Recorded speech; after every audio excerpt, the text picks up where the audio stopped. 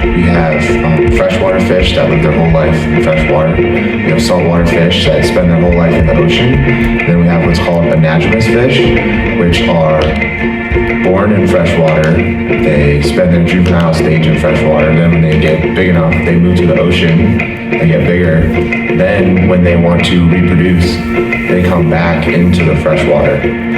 So fish like salmon and striped bass will travel thousands of miles from the ocean and come up into the creeks and rivers back to the exact, within a few feet of where they were born, to lay their eggs and start the whole process all over again.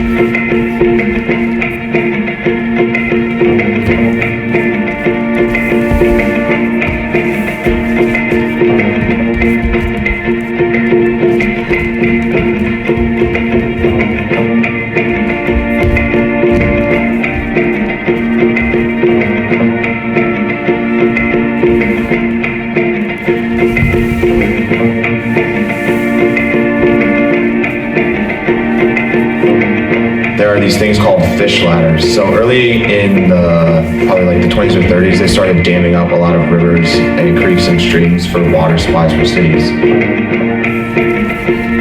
Now that it's 80 years later, we have larger reservoirs and just better systems. Fish can't spawn because there's a dam in the way of where they're trying to go. So what they've started doing is constructing fish ladders. It's basically like a maze that the fish can swim up and get over the dam into the river so they can spawn, and then when they leave, they just go back down.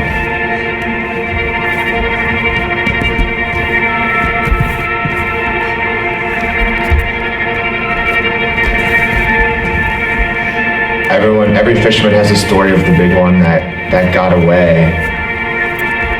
I had hooked onto probably close to a 40-inch striped bass up in the bay. I'm fighting it for a few minutes. It's peeling drag. It's a really good fight.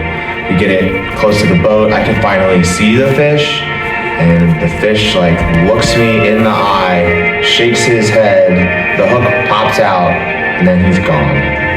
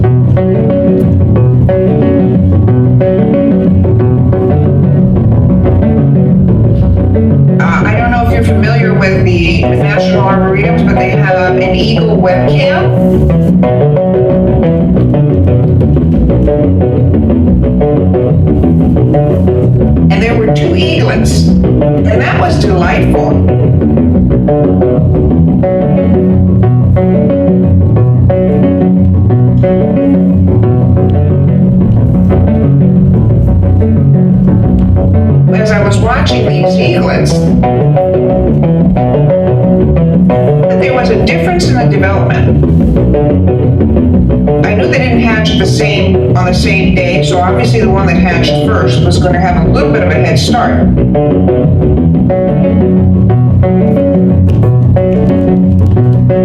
The second one was just not developing as much, and it can happen that you can have sibling rivalry and one can eat the other. And I thought, oh my God, I've got to just tune right out of this because I do not want to see this.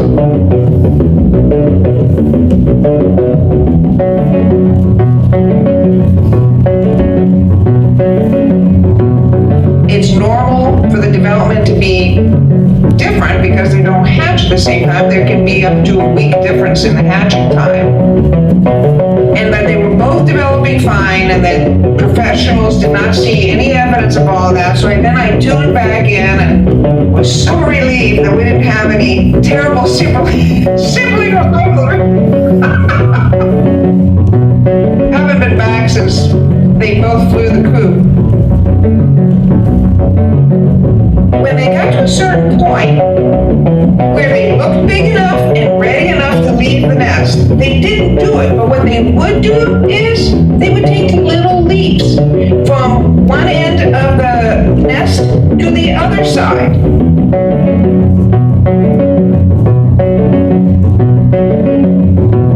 They're learning how to fly by not taking one huge leap and hoping their wings would work, but they're going first from one end of the nest to the other, and then you watch them go from one limb to the other, close by.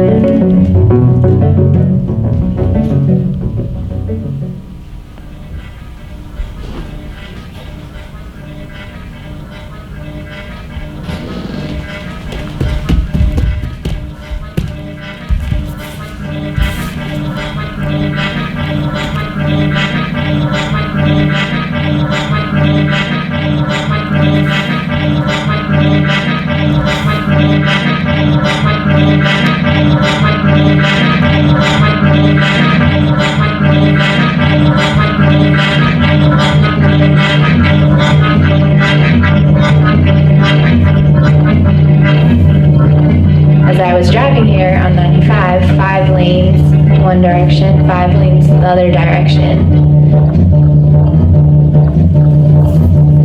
of just road.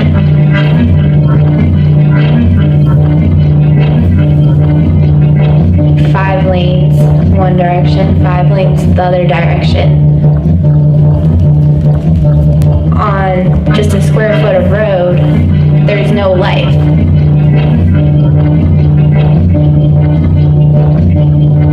In a square foot of forest, you have so much life, even in the soil, all of the protozoas, nematodes, bacteria, that's incredibly higher in a forest because of the oxygen. And under the road, even that soil under the road, you don't have as much life because there's no oxygen, it's compacted soil.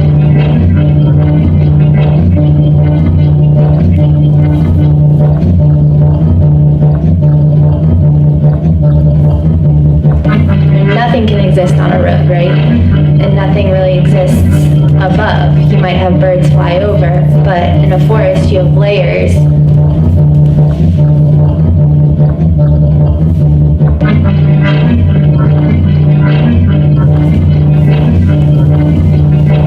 There's lots of layers of life in a forest, and we have these 10 lanes of highway, and it's just us.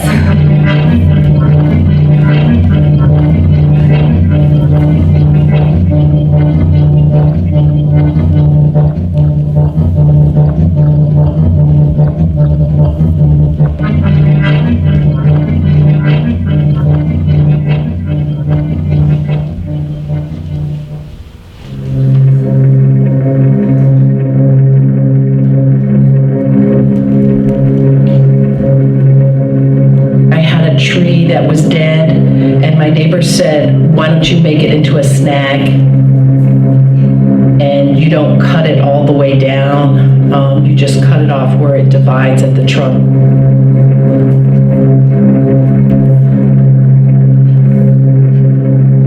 It's still a home for a lot of animals. I'm across from an elementary school. With construction and stuff, they had to cut down a lot of trees, so I went to Merrifield and paid for a tree to be planted at Ashlon. The gardener told me that oaks have about 300 caterpillars that live on them, different kinds of insects. They're a very good tree to support wildlife. So I picked an oak to put at the school.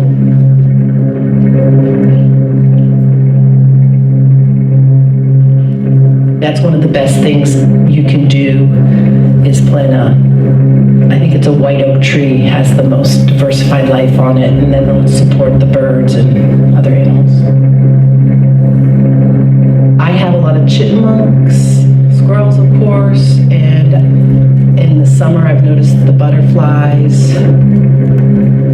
And they said it's really important to plant milkweed because the monarch caterpillars, that's the only plant they can eat.